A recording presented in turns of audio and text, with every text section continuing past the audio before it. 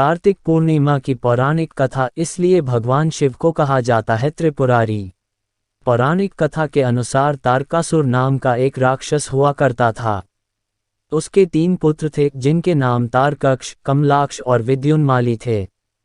भगवान शिव के बड़े पुत्र कार्तिकेय ने तारकासुर का वध कर दिया था, जिसके कारण तारकक्ष, कमलाक्ष और विद्युन्माली पिता की हत्या की खबर सुन तीनों पुत्र बहुत दुखी और क्रोधित हुए। तीनों राक्षसों ने मिलकर ब्रह्मा जी से अमरता का वरदान मांगने के लिए घोर तपस्या की।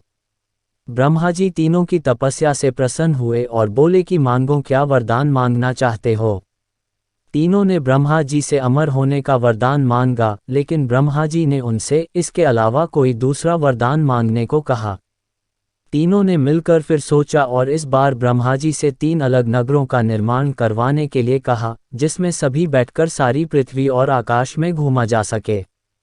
1000 साल बाद जब हम मिलें और हम तीनों के नगर मिलकर एक हो जाएं, और जो देवता तीनों नगरों को एक ही बाण से नष्ट करने की क्षमता रखता हो, वही हमारी मृत्यु का कारण बने। ब्रह्मा जी ने उन्हें ये वरदान दे दिया। तीनों वरदान पाकर बहुत खुश हुए।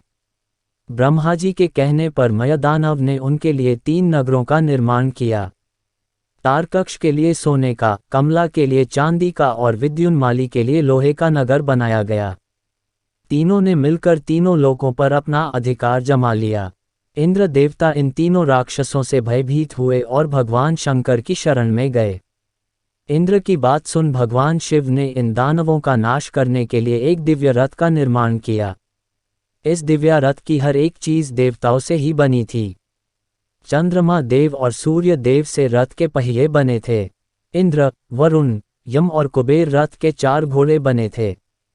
हिमालय राजधनुष और शेषनाग धनुष की प्रतंचा बने थे।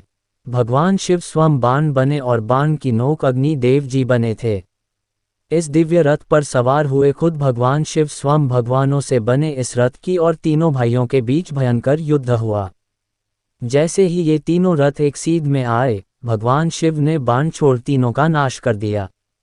इसी वध के बाद से ही भगवान शिव को त्रिपुरारी कहा जाने लगा। ये वध कार्तिक मास की पूर्णिमा को ही हुआ था, इसीलिए इस दिन को त्रिपुरी पूर्णिमा के नाम से भी जाना जाने लगा।